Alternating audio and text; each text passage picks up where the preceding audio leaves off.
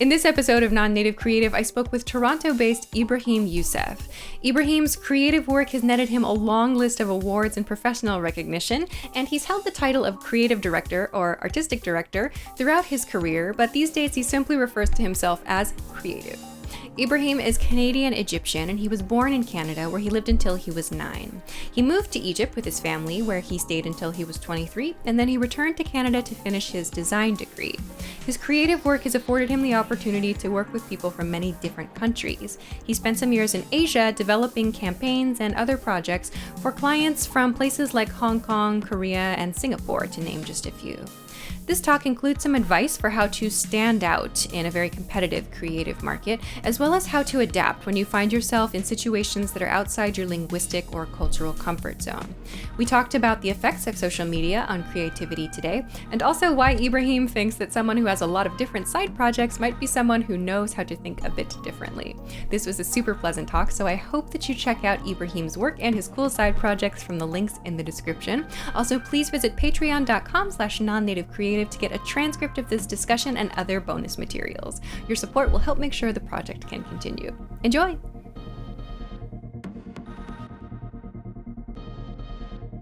On this week's episode of Non-Native Creative, I am very excited to welcome Ibraheem Youssef to the show. He is a creative director, artistic director, multi-talented human with experience ranging from Hong Kong to Singapore to Jakarta, Indonesia, to now Toronto. He has so many cool campaigns that he's worked on, so many cool projects, and I'm very excited to have him this week. So thank you so much for your time. Thank you so much for being a part of the project. Thank you, Alicia, for having me. It's such an exciting show and format that you've created over here. Honored to be a part of it. Thank you. I'm so excited. So I'm going to kick off this episode with the same question that I ask everybody at the beginning of the show. The question is silly, but please imagine yourself as if you were a superhero in today's world, a creative superhero of sorts. If you had to describe your origin story or the thing that kind of started everything off, a moment or an experience that got you going on the path that you're on today, what would that thing be? So the superhero that comes to mind, and I'm kind of jealous because there's a British comedian named Richard Ayoade that kind of already took it and made a show out of it. Mm-hmm. But I feel like Marvel hasn't done it yet, so it's still up for grabs. It's Travel Man. Travel Man. I would call myself Travel Man. I'm sorry, Okay. Richard, but I'll fight you for it. So Travel Man, and it really, I would say my origin story is growing up in a very multicultural family. My mother's Canadian, my father's Egyptian, and they met in Canada, and then we ended up going to Egypt and living there for 13 years. And so I grew up in a family that traveled a lot, extensively. My dad traveled a lot before he came to Canada, and even as growing up in Cairo, we did trips to Europe, and then when we came back to Toronto, Canada, in the early 2000s, and then I guess kept traveling by myself. So it's always kind of been in my DNA. Yeah, Travel Man. I think that's it. Very cool. Very cool. So starting with the multicultural family point. So you said your mother is from Canada and your father from Egypt then. So what was that like for you growing up, having all these multicultural experiences as a young person? Did you feel excited by them, or kind of was it difficult as well, as a kid, as a young person in that situation? I wouldn't say it's difficult. I would just say it was different because, growing up the first 9 years of my life in Canada, I kind of realized that my family was a little bit different than my friends in school who all had Canadian moms and dads.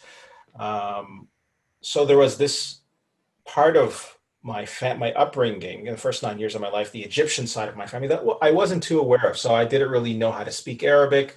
And I would hear stories about Egypt, where my dad is from, but I couldn't really relate. But it wasn't until we moved to Cairo as a family in the 1990, going to Egypt.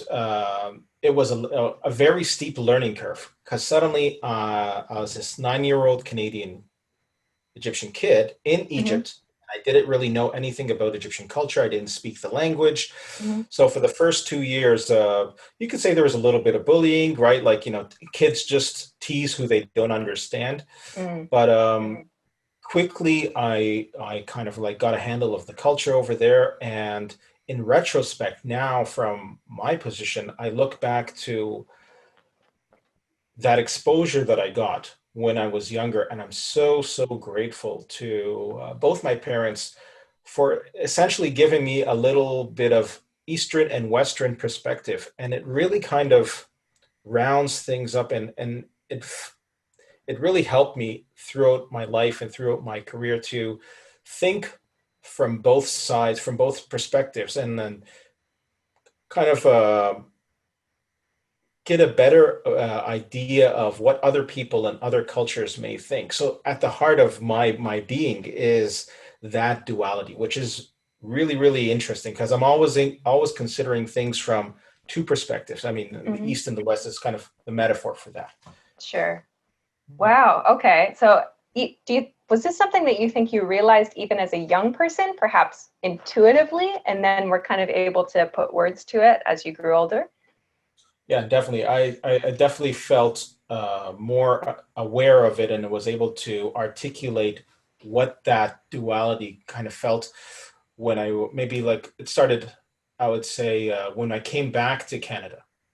So growing up in Egypt, it kind of just felt like a very seamless experience because I was there from until I was 9 years old, and then nine till 23, right? It just felt like normal, Okay. and almost like the first 9 years of my life, you don't really remember too much about it, so that felt like life as it was. But it Hmm. wasn't until we came back to Canada that I really started to that duality started to kick in. It's like, oh wow, they're totally two different cultures from so many different ways. And you start introspecting and thinking like, oh, why are they different? What does that mean? How does it affect me? um, and it really, really is an amazing blessing, especially in this more connected world. Mm, absolutely. Absolutely. So then how did, in the process of kind of shifting from Canada to Egypt and then back to Canada, how did you kind of get drawn to more creative pursuits then? What was kind of the maybe, was there kind of a thing that kind of attracted you about doing something more artistic as opposed to saying, going into like a business field? I've always had the artistic gene in me, in a sense. So um, as young as I can remember, I've always been drawing, and my mother, God bless her, she always kept all the drawings that I did. And like, I think a couple birthdays ago, she gave me all like this big box of drawings that I had since I was 3 years old. She's like, "Happy birthday!" And like, Oh, I was so going, cool. "That's so sweet, right?"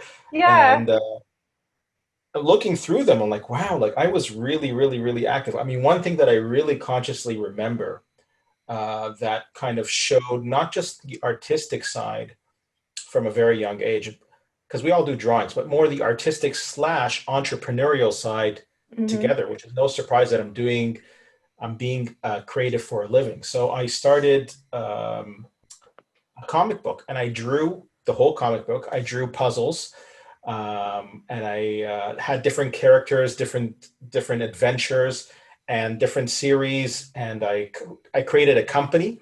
Hmm. It's funny. I created a company for the comic book, which I wasn't aware of. Budget, the car rental company, but I called my comic book company Okay. Budget Comics. Okay. That's cute. How old are And you then at this point? Do you know? like 8 years old or 9 years old or something like that. I love Yeah. it. Okay. Uh, And I kept it go. It had a pretty good run, so I kept doing it up until like my like late teens, like until 16, 17. So oh, almost like 10 years, wow. like doing these comics, right? Like, Wow. and I used to sell them to my family members and friends. Look at that. Got a business going then, right? Yeah. Did you ever Yeah. get any So, feedback from your customers? oh yeah, yeah. So like they would say like, can you do a little bit more of this character and like not that character? And like so Mm-hmm. looking back right now, like I have characters that I've kind of developed like from 8 years old until like like 16 or 17, which is Hmm. kind of funny to read right now, like how it just gives you an insight into like how the beginnings of how you used to think as a being, as a Mm, creative. mm. And it's funny looking back at it from this position right now. Yeah, absolutely. So how did that experience transition into like moving beyond just drawings, moving beyond comic books and things like that? Because the work that you do now is, well, it's varied, of course. Like you still have artistic work, illustration work, but you've been a part of a variety of different campaigns and projects, some of which do involve art, like in a professional capacity. But how did you move to other artistic fields? I would say the spark that started it all would be the computer. As soon as the computer came into my life, uh, sure, playing games on the computer was fun, but the idea of experimenting with creative programs on the computer, I found that so interesting. As much as I love drawing, and I still do, but the idea, I'm thinking of the early days of like being opening Photoshop and just thinking like, wow, I could change colors in an instant, or I could create different layers. Like you could do so much more to your base art. So I would scan sketches in and then manipulate them in try to like as creatives and designers, we tend to be a very unsatisfied lot. So it's like we need options, right? The computer really helps with that, right? It's like, I want to see this in blue. I want to see this in red. I want to see this and so on.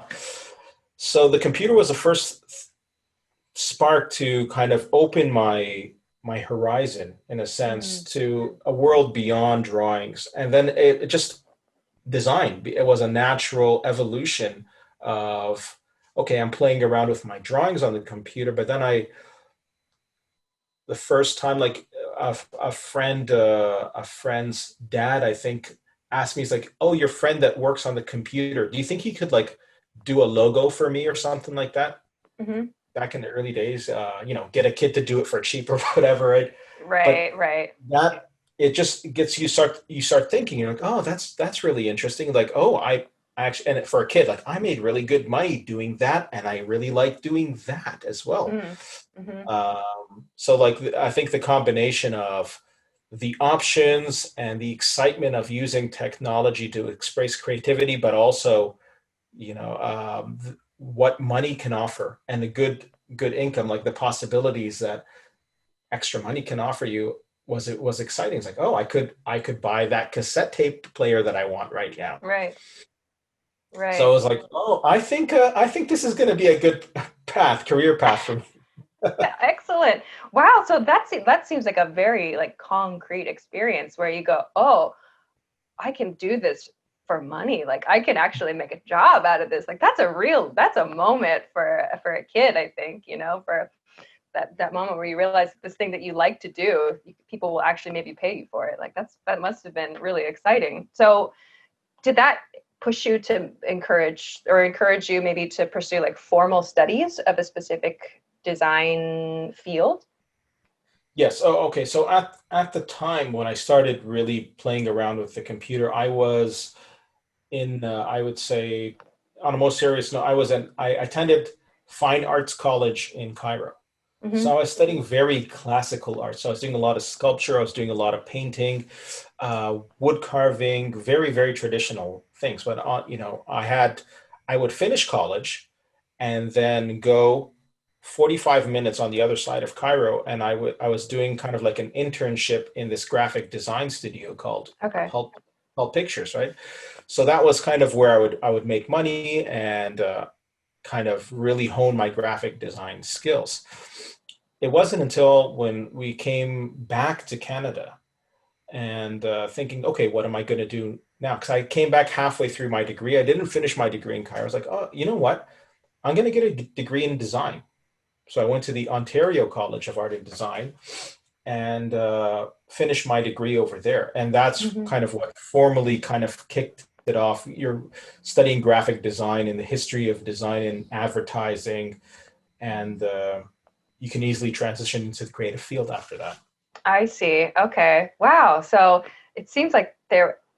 from listening to your story, like it seems like there was a fairly consistent path that led you to where you are today. Many people describe how they had a series of interests that kind of came at them, and then they kind of synthesized them. But in your experience, it sounds like there was kind of this continuous thread that kind of led you just naturally, and you were able to progress naturally through that. Like, do you feel that like that's something that is kind of unique? Have you had the chance to compare your experiences with the other people that are in your field that you work with? I wouldn't necessarily say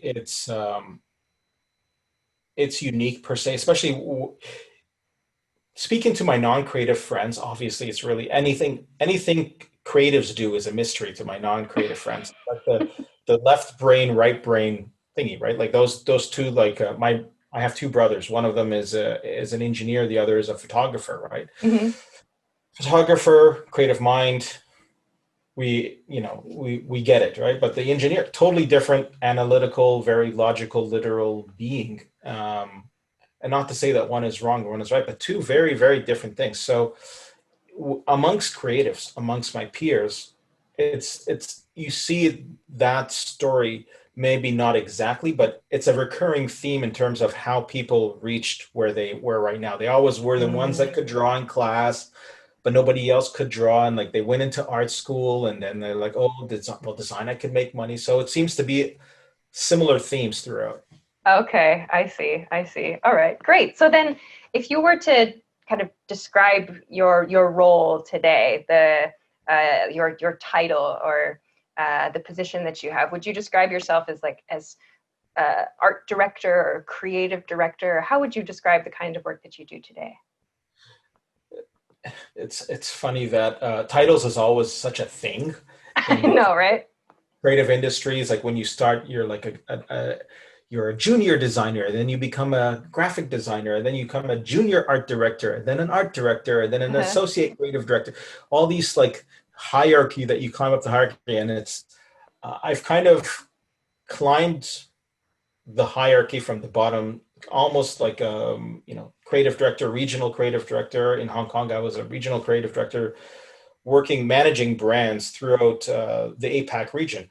Hmm. And I'm at this point in mind is like, I just liked, you know what?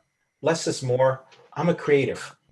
I'm a Okay. creative, right? And I feel like that kind of just leaves a lot of room to experiment. Like I find like, and I could tell you what art director means, and I could tell you what creative director means, but I like the term creative because for real creatives, you want to dabble in everything.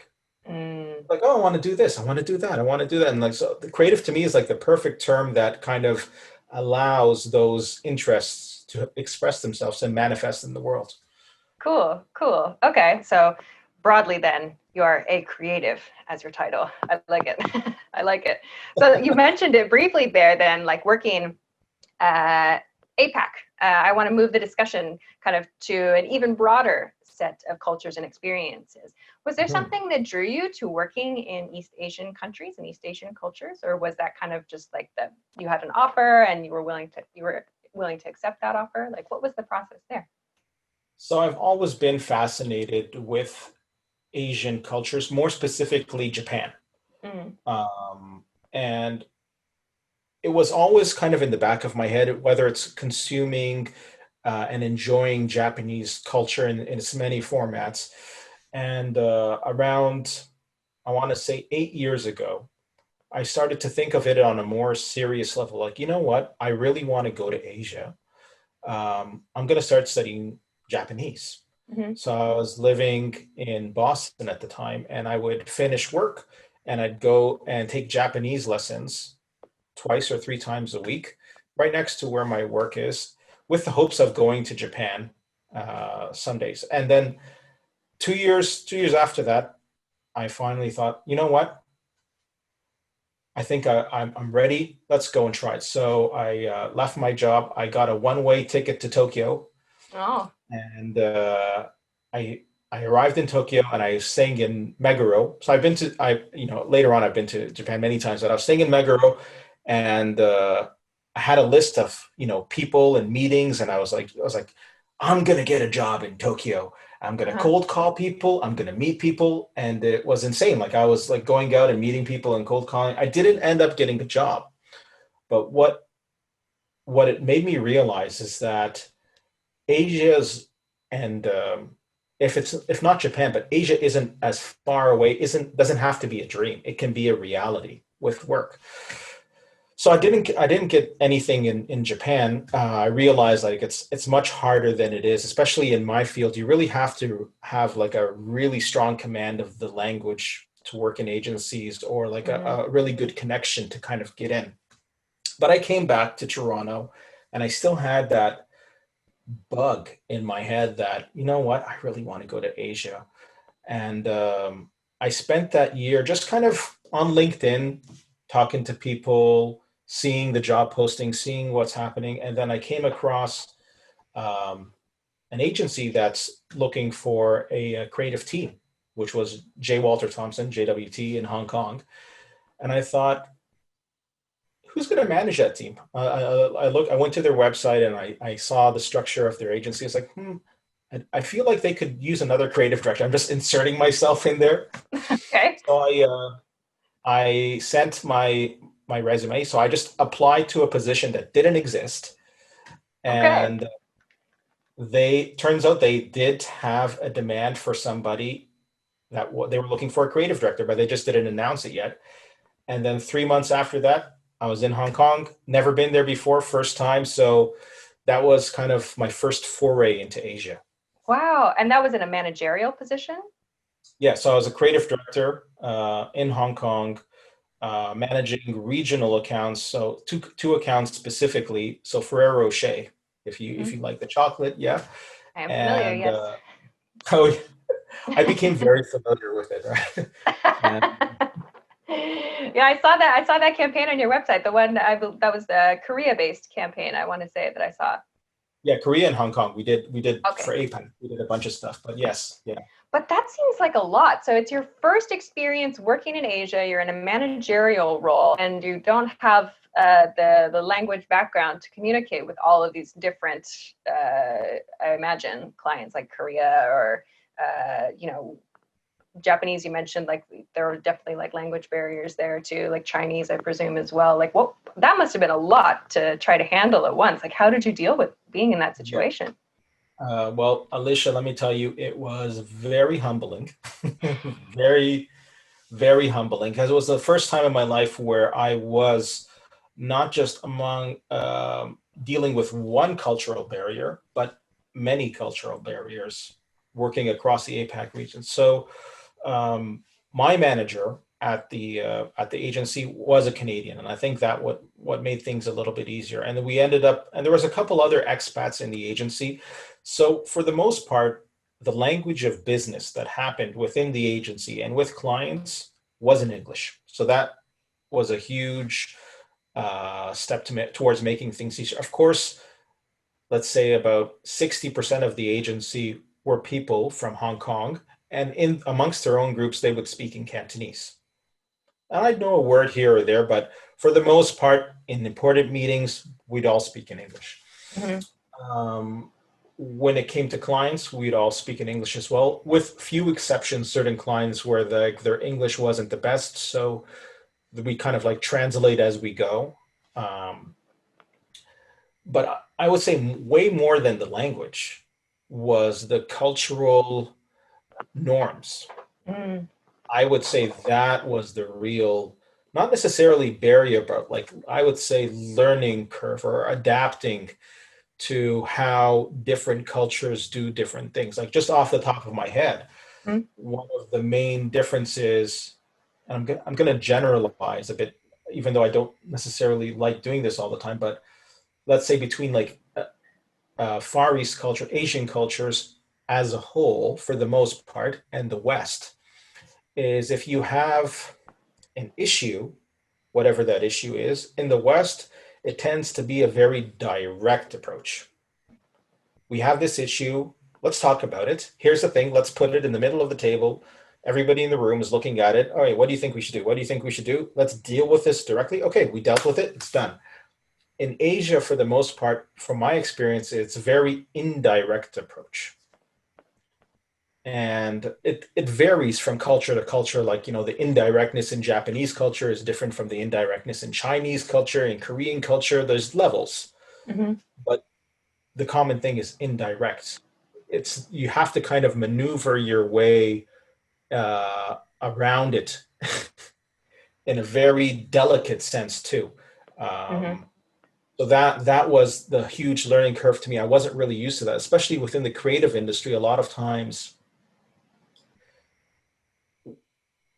there's the best ideas come out from like the non-existent, like, okay, there's no egos, just kind of like if you're in a brainstorming session, okay, just shoot. Like what ideas they got? Like, okay, this is, and we always say, like, the disclaimers, like, okay, bad idea, but how about this, right? Like, Mm-hmm. and we just try to get ideas out there. But in Asia, for the most part, or in Hong Kong where I was working, and later in Southeast Asia, common themes is a lot of people tend to be shy because they don't want to say any bad ideas. Mm. And they're afraid that that they could be judged. Not all of them, but a lot of them will be judged like, oh, I don't want my first idea that I say is to be a bad idea. So you get a lot of silence, especially in a group scenario, which is Mm-hmm. kind of interesting. Mm. So yeah, lots to learn, and I would say it was amazing because as creatives we look for challenges, Oh, it's and challenging. That's oh, no doubt about it. No doubt about it. So finding yourself in that experience then, I mean, like there are two ways that you can go there, really, like generally speaking. You can either adapt, like you said, to learn to be less direct in your approach, to learn how to be indirect, how to work with your colleagues from different countries and cultures, or you can take the approach of just trying to continue smashing your way through everything. From what I've heard from people on this series so far, generally smashing your way through will get you through a couple steps, but it's going to like fracture your relationships with people. Like maybe you'll achieve what you want to achieve in that moment because people are so like kind of off put by your aggressiveness. But in general, they'll be so uncomfortable working with you that you'll find that they kind of fade away or they don't want to continue working with you in the future. So like what I think you've kind of already hinted at it. Like, did you find that you were able to kind of adapt to that less direct manner of working? Was that something that was challenging for you? yes, it took time, like everything Mm-hmm. else. Because especially coming from the West, we tend to think that it's all about the idea, guys. Don't worry. Like, there's no egos in the room over here. It's just about the idea.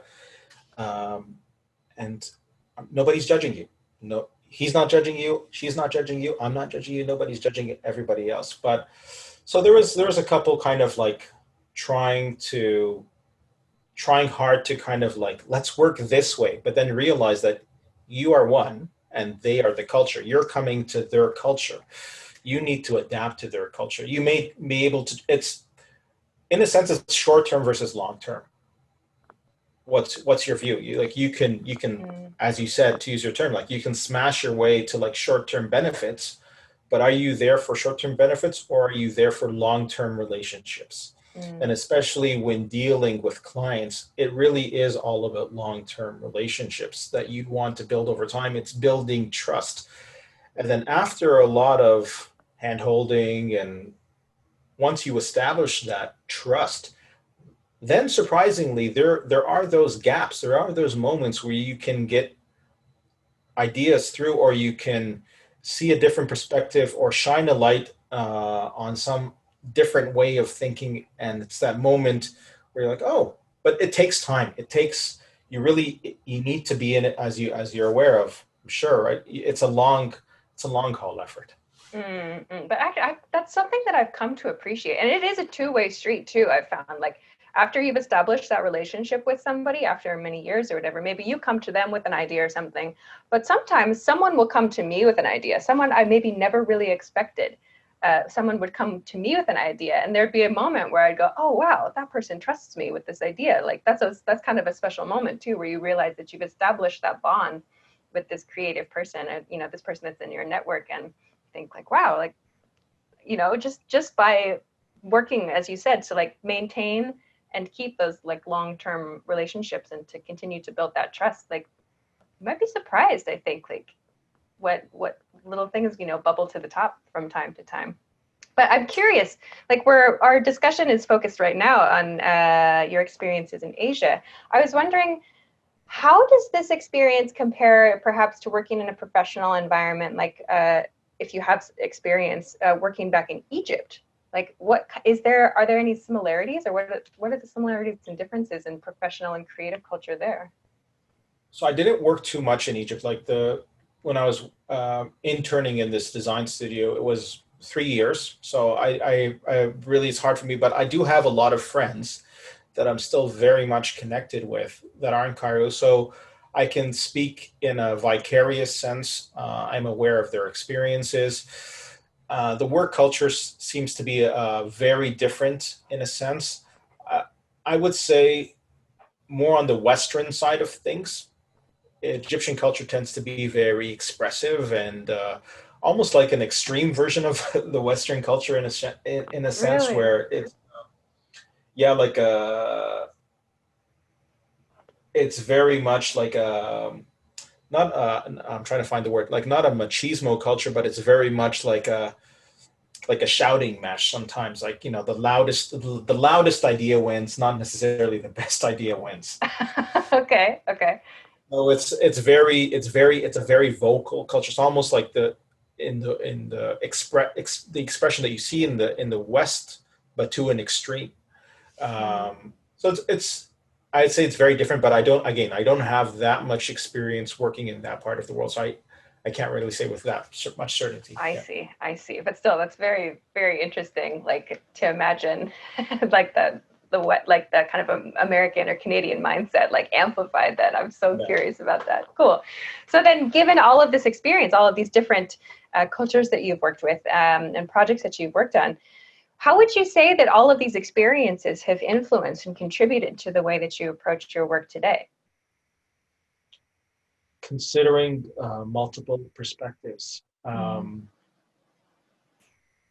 especially in a city like Toronto. Like I'm back in Toronto right now, and Toronto, I don't know if you've ever been, but we're a very multicultural city over we're 3 million, and there's so many different ethnicities and nationalities. And especially in the work that we do over here, we pride ourselves on, as is the Canadian way, um, making sure that everybody gets adequate representation. So a lot of the ads, like um, clients make sure that agencies tick off all of the diversity boxes. Is all the minorities getting representation?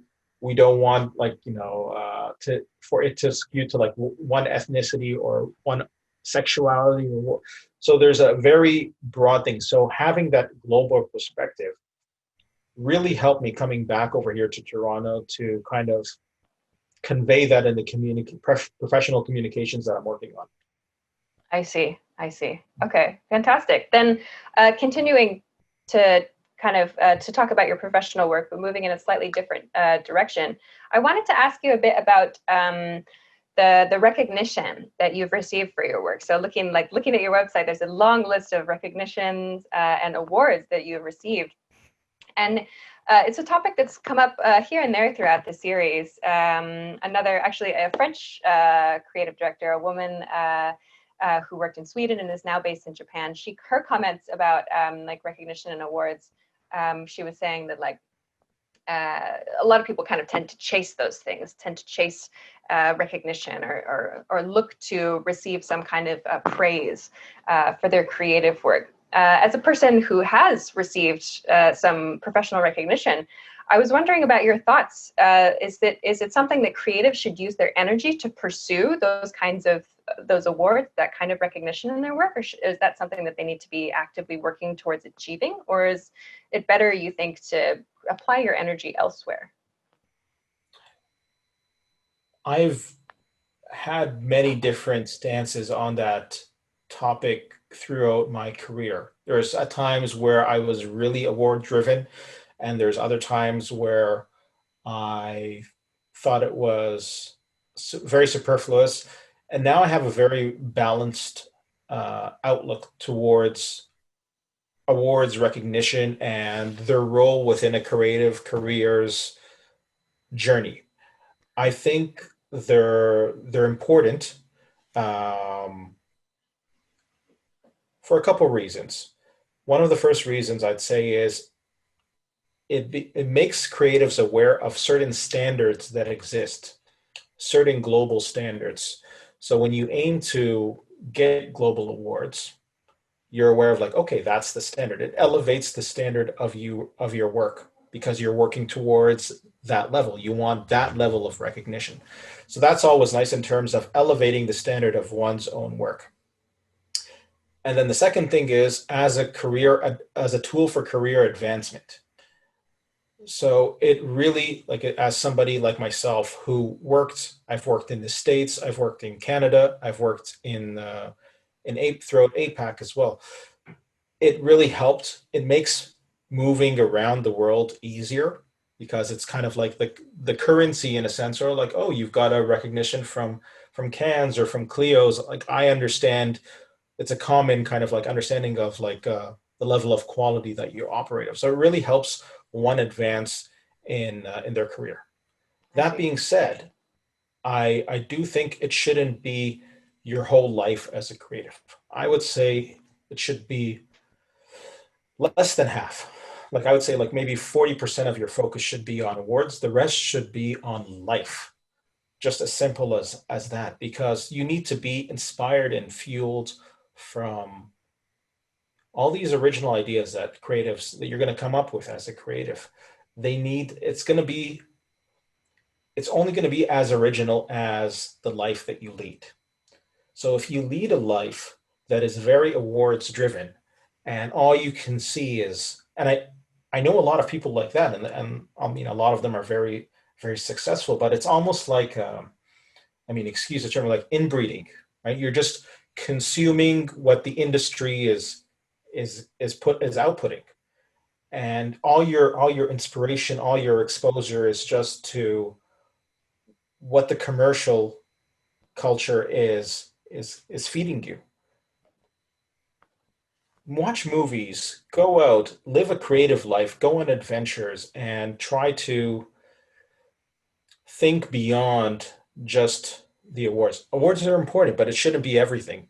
Your Mm, life, in a sense, should be more important, and the quality of life and different creative venues that you have. So if you feel like making a chair one day, make it a side project. Like, and like you would be very surprised at the creativity and inspiration that will come to you from side projects as well, and how it could mm. also like elevate your career as well. Because as somebody also who has been in a managerial position, I look into younger people to see how diverse are their creative interests. Mm. Oh, really? So like, you actually you take a look, and when you say diverse interests, you mean like are they focusing on the one field, or do they have many different types of creativity that they're interested in? So that's something that you actually look at as a measurement of kind of their maybe adventurousness, I suppose. Yeah, it doesn't have to be a lot, but I'm looking for, like, of course, if you have awards, that's nice, but if you just do something that's a little bit unorthodox, that's to me is so interesting. 'Cause what that tells me as somebody who's looking at whether it's mentoring somebody who's in a junior position or helping them throughout their career, it's like you are an original thinker. You have the capacity and the capability up with original thoughts. And what that would translate into is an original great idea for, let's say, for a brand or something like that, something that hasn't been done before. There's a lot of, especially when you work in the creative communications, and see, there's a lot of similarities between ideas, right? It's very cyclical too. It's like, oh, that idea was done 10 years ago. That idea was done 20 years ago. So original thinking comes from broadening your horizons and different perspectives. Mm.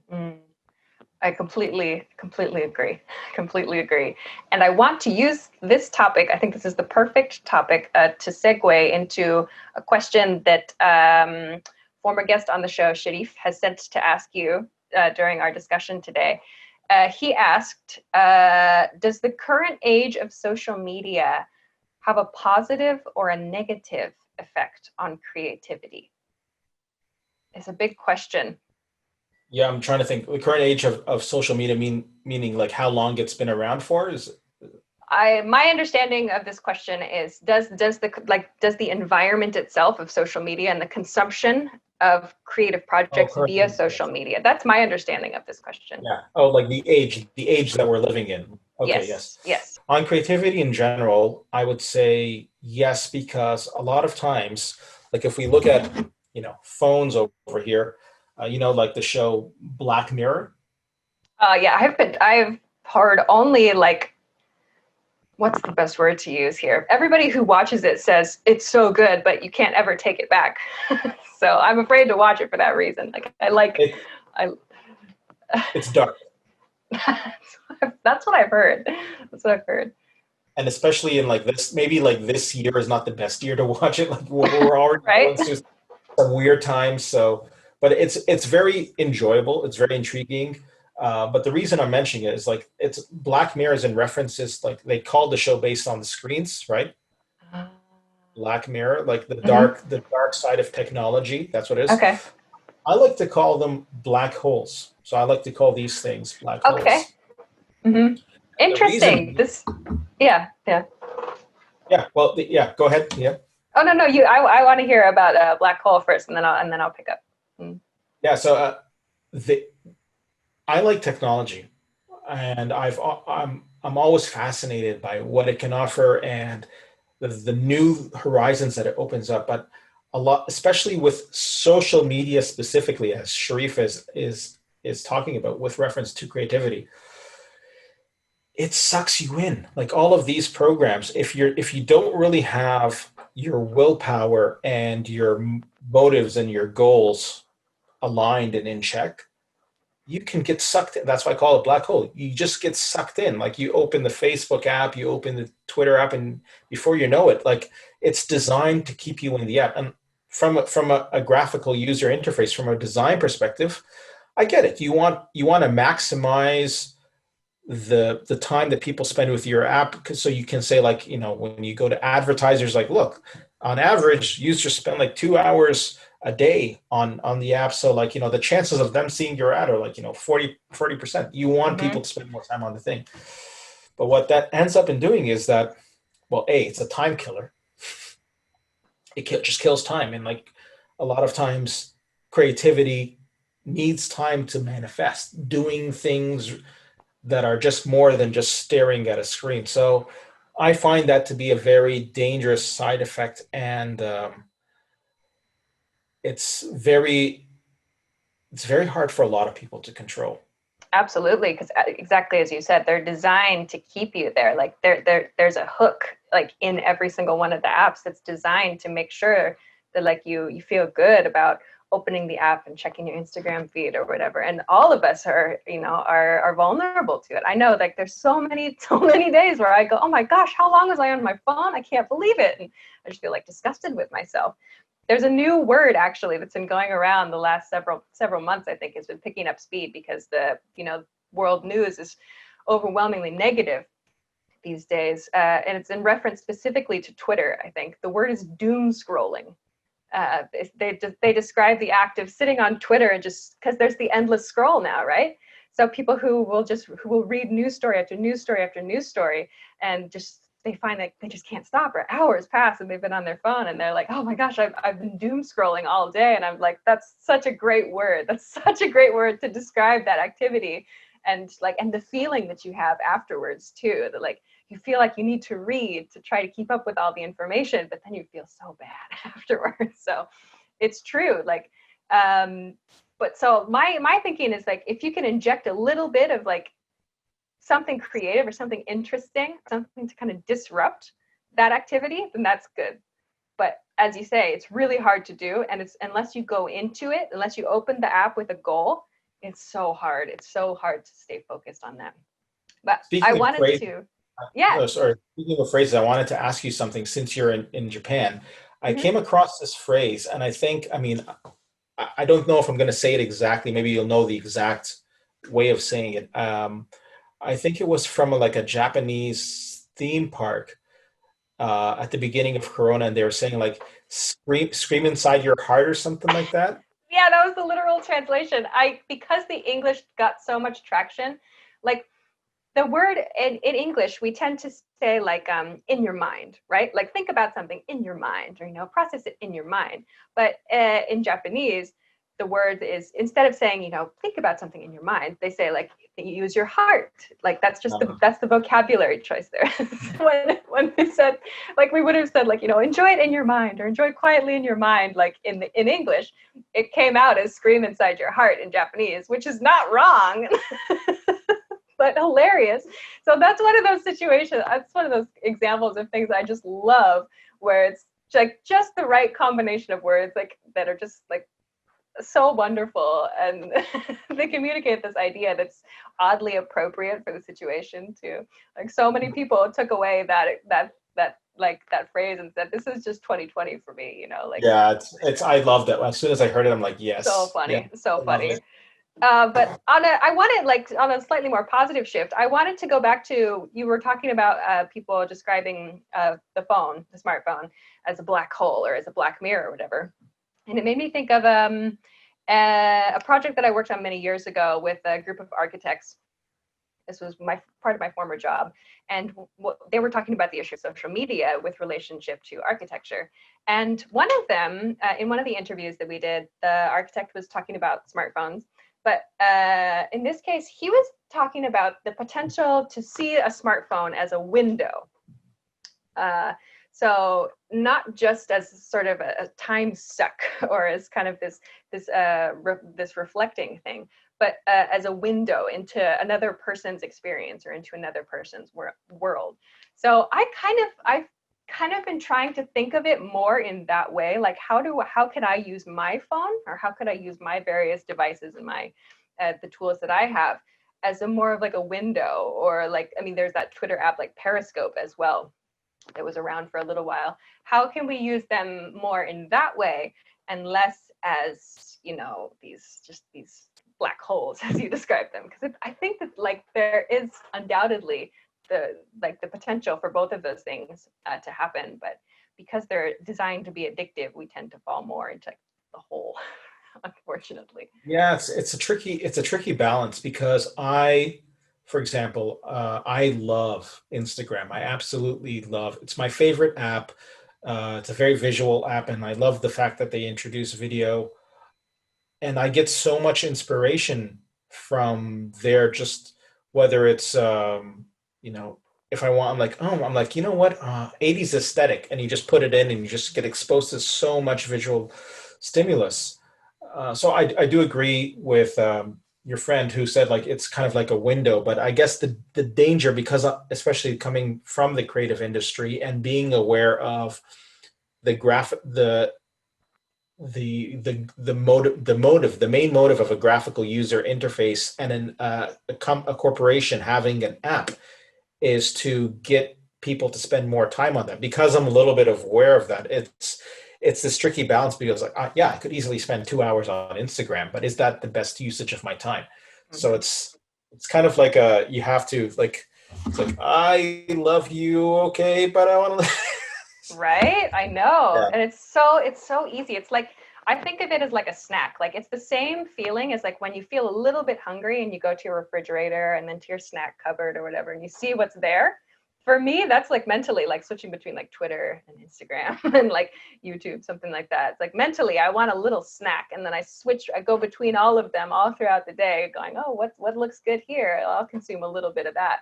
But like then your snack time becomes like like hours throughout the course of the day, and you're like, oh my god, I'm so fat. So mentally, so Yeah, gotta keep the mental diet fresh. this is one of Anyway, no, I was gonna say, like when I was a kid, I was I was diagnosed officially with ADHD, oh, the okay. attention hyper deficit disorder, or whatever it's called. Uh-huh. But never did I think like it will really come in handy right now, because it really helps you kind of like, ooh, what's that? Ooh, what's that? It's like take it away from the phone. yeah, like there are times when all of us probably need someone to just slap the phone out of our hands, be like, go outside, you know, there's sun out there. Anyway, I'm getting away from like the main things that I want to talk about, and time is Yeah, going quickly. Oh my gosh, as always, these discussions are so much fun. I want to move into a little bit of like advice portions, and like you've been, of course, dropping pieces of advice all throughout this conversation. But I'm thinking from the perspective of a young person, or maybe not so young person, but somebody who's thinking, I'd like to go to another country, or I'd like to learn another language, and I'd like to work outside of my home or outside of my community. Do you have any advice for that person? Is there something that you think that that person should do or should not do? Or conversely, maybe another way to put it, is there anything that you wish you had done or that you hadn't done in your experience? Focusing on what people should do first, it's more so I'm assuming like you're a young creative and you have aspirations to work in a specific place that's outside of your city or out of your country. Mm-hmm. Set a goal first. It helps to set a goal. And even though that goal, you may not realize that goal, depends, but you should at least try for it. Because I would say it's about the journey. It's not about the goal. Like, yes, so many times we don't necessarily like, I always thought it was like Japan.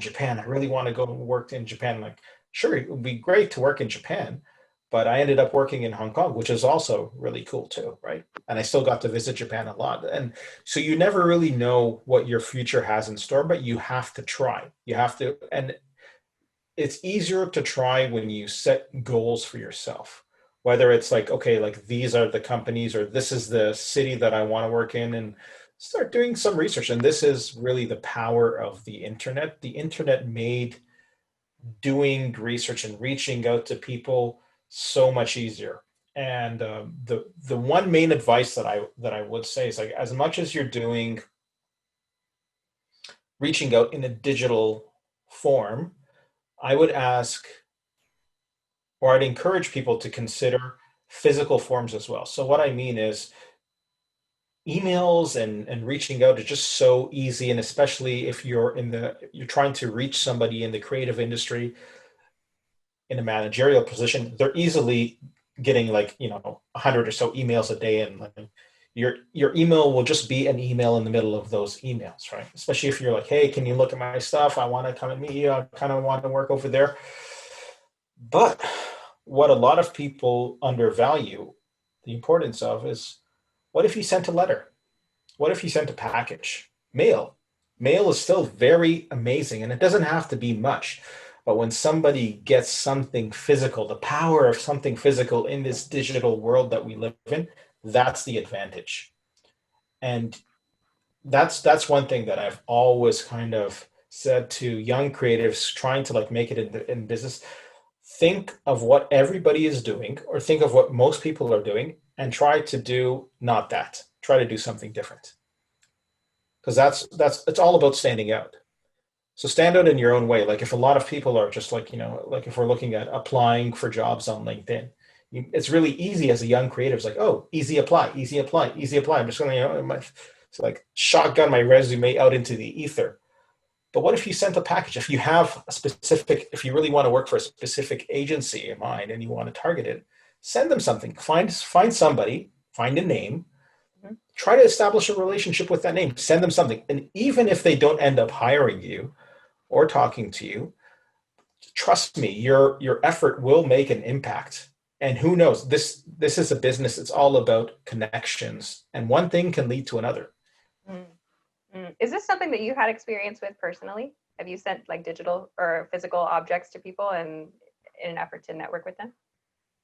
Yes, in my past, like not necessarily, I would say for jobs per se, but like I've always been a fan of sending physical things. So like a kind of, for example, one tradition that I have whenever I would travel to a new city, I have about like 40 people that I send postcards to.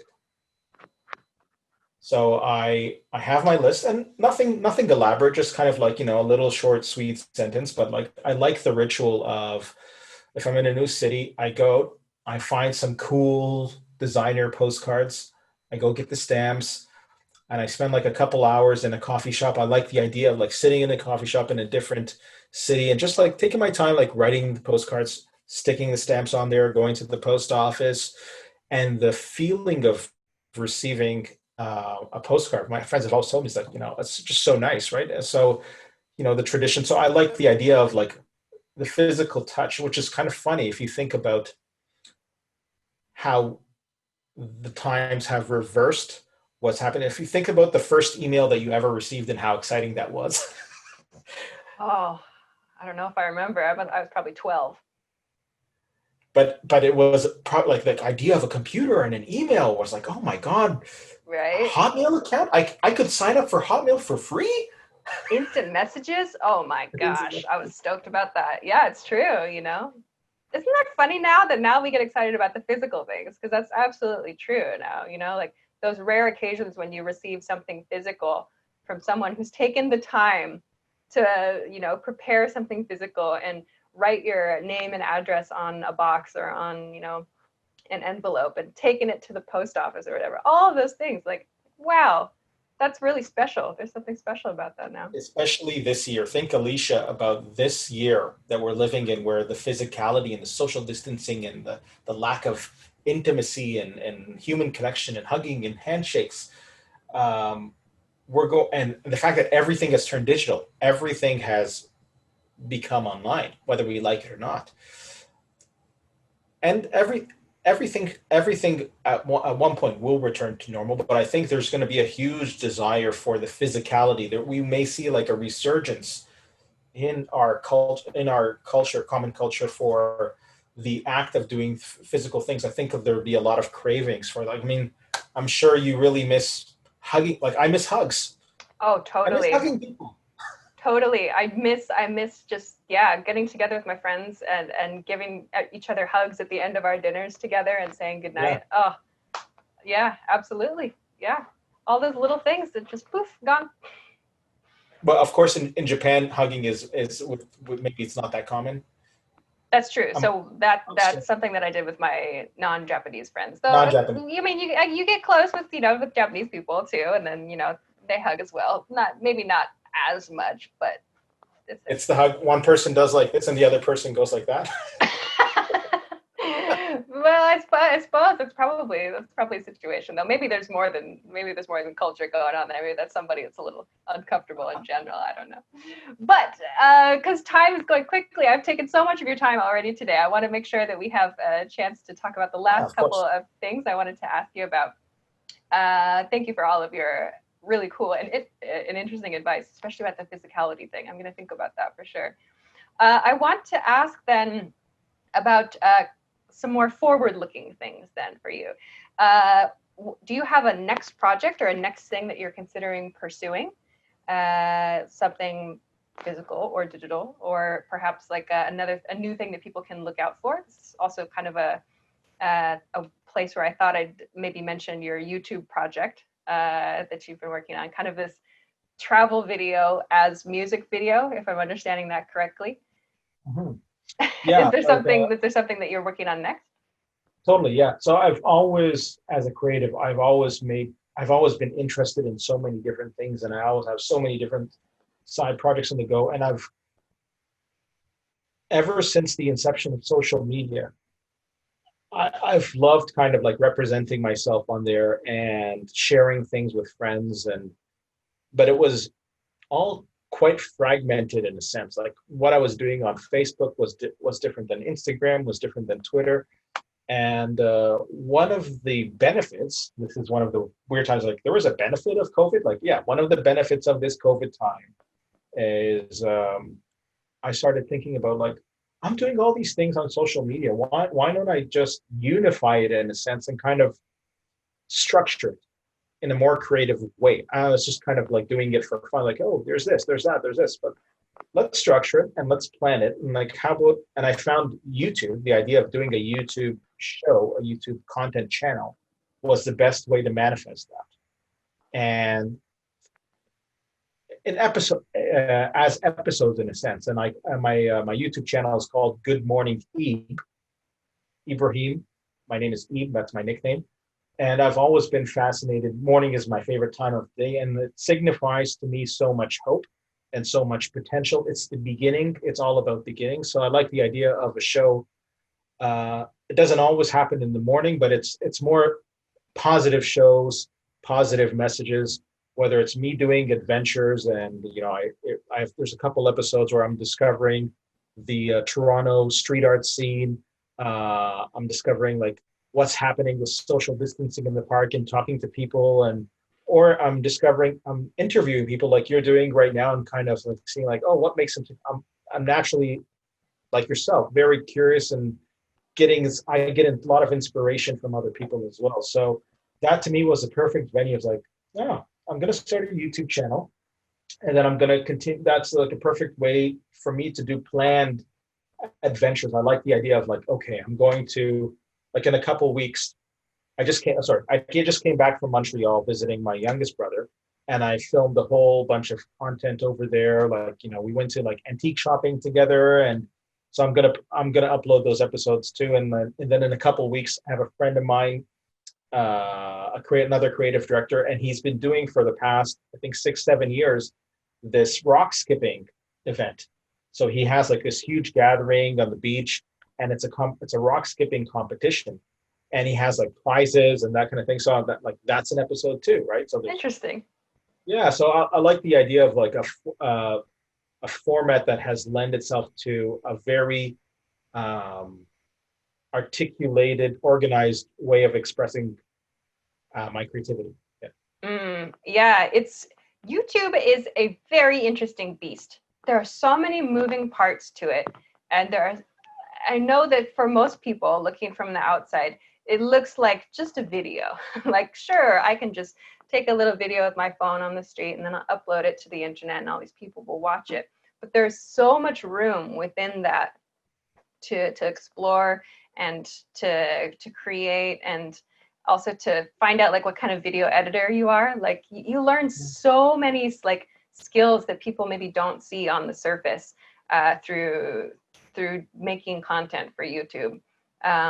And it's so interesting. Like you get, I think, insights into people's personality a bit through seeing the stuff that they create in that format, especially like because you see how quickly do they cut between video or between shots. What kind of shots are they choosing, what kind of music are they choosing, what are the fonts that they're choosing for their work, like how are they subtitling or not, like all these little tiny decisions, they add up, and you really get a sense of the kind of things that people make through seeing the stuff that they produce in general. But I think that YouTube is a special place where lots and lots of different skills come together.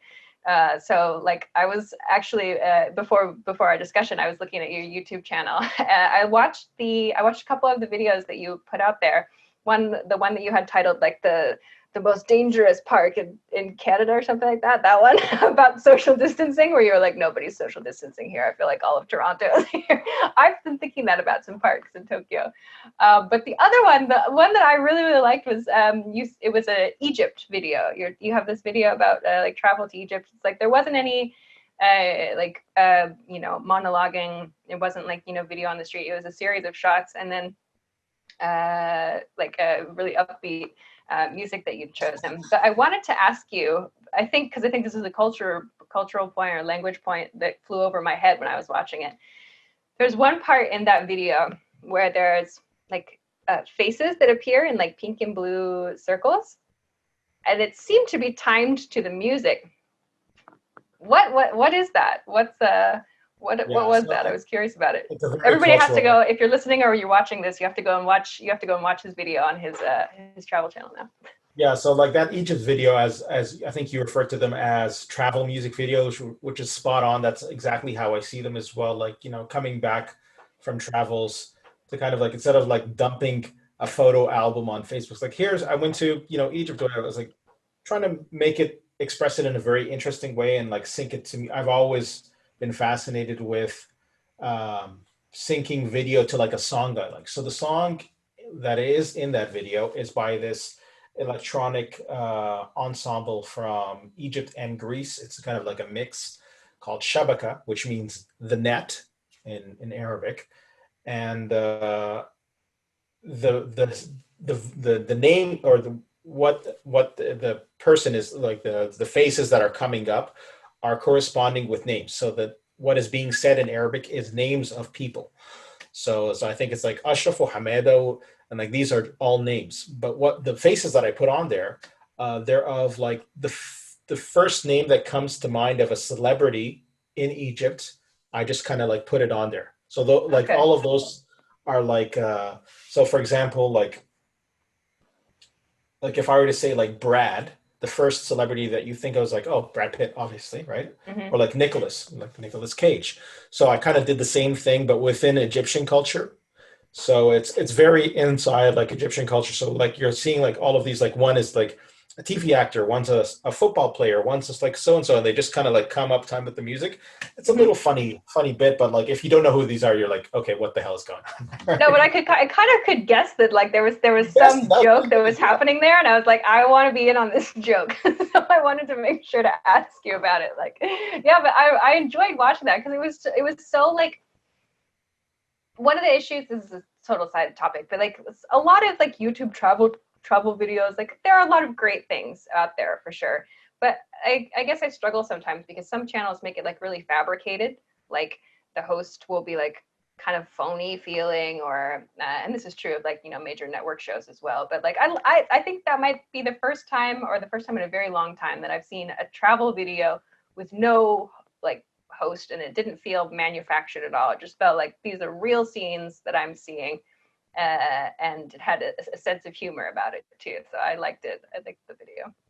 So two things I'd like to mention. The first thing is like when you're talking about like when you see like what I found is really interesting, and I could definitely we're on the same wavelength in terms of like how YouTube can be a window into somebody how they think. Like when you said like their editing style is kind of like how they think. Um, that's so true. And like I remember when before I started my YouTube channel, I was one of the reasons I started is I found like I stopped watching TV long time ago. I mean, like cable TV. Like I would watch YouTube more than anything else. Like I'd hook up YouTube to my TV and just sit and watch YouTube. So I kind of okay when the conscious decision came to like start a YouTube channel. Who's doing what? Let's see all the different. And I mean, when you're talking about like editing as a way of thinking, like let's talk about like Logan Paul, for example, who was famous in Japan for a bit. And like his editing style is like wow, and it's so funny how popular it is, but like I just it was like overload to me, right? It's like who's consuming this content, right? But Right. there's a market for it. Yeah.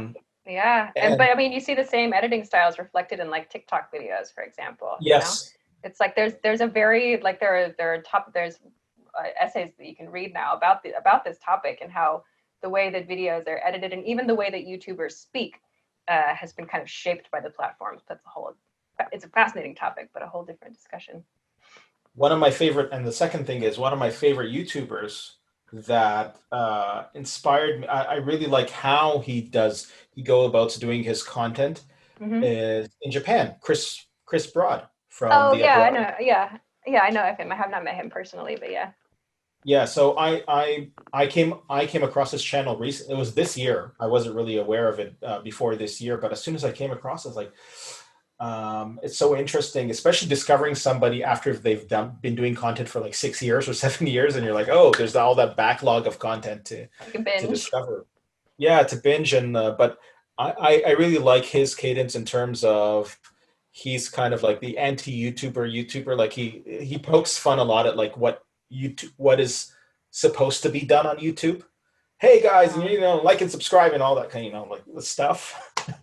that's a whole, yeah, there's a whole conversation about that. Like, no, I don't think anybody wants to say like and subscribe, but if you don't say that, Yeah. people forget. People will just go, oh, that was a nice video, and then they leave, and then they forget your channel exists. So it's like, if you don't tell people what you want them to do, it's like that's a good chance they won't do it. So I guess it's but it's it's like how you do it. Like they're sent because a lot of YouTubers it's very formulaic and they do it in the same way. It's like, hey, everybody, this is your boy, so and so. Like, don't forget to like let's say like 80% of YouTubers do it exactly like that.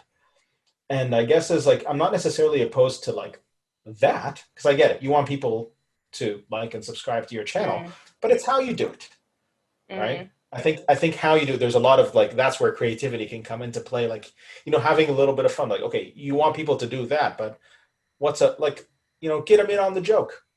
Create Yeah. an inside joke, right? That, or like I like to try. I like to tell people why I'm asking them to like or subscribe. Like, it's part of my job. Like I do a live stream, an English lesson once a week, and as part of that, we ask people to like and like to share the video. And so I always say, like, please like and share this video so other people can find today's lesson. Like, that's because that's exactly what the reason is. So it's like I feel like too, there's kind of a disconnect sometimes. Like, why is this person asking me to subscribe? Like, do they care that much about numbers? It's like, no, it's not so much that. It's about like working together with an algorithm to try to ensure like more people see this thing that we're working hard to create. But So. see, Alicia, it's exactly how you said it right now that made all the difference. The way you said it right now, you know what it was? It just came across as human. Like, it came across as like Mm. you're having a real conversation, conveying a real message, as opposed to like this thing that you need to like regurgitate just because like that what helps the algorithm. And I think that's what a lot of people do. It's like, blah, blah, blah, blah, blah, I gotta say this, because of the algorithm, right? But like the way you Yeah. said is like, please do this and do this because it would benefit me, but then also at the same time, like, and here's the benefit it could have for other people. Right. And it, Right. as soon as you said that, I'm like, yes, that's it. Right. It's like you just tell people why as well. Like, I don't know, like I guess I just also I'm kind of like, why should I do this thing? Give me a reason to do it, and then like I can say, oh, I agree with that reason, okay, and do it or not. So, but I could talk about YouTube all day, so I will not I will not spend the rest of our time together talking about this topic. But you shared about this project, and I also wanted to make sure to mention your very cool illustration series, your movie poster series. That anybody, if you're listening or if you're watching this episode, please check out Eve's very cool movie poster illustrations of a variety of kind of like classic, I think, movies. They're on your website, your creative Yeah, projects website. it's so funny because like I'm just realizing like, okay, there's my personal illustration website, there's the YouTube channel, there's my professional site, there's all the different, depends on, yeah. So Almost everybody says that. They're like, oh my God, I have so many projects. I have so many links. this. I almost should do like a website for the websites. Like, you go to the website and then there's like in the website, there's like links to the other websites. You should check out Linktree. That's exactly what you just described.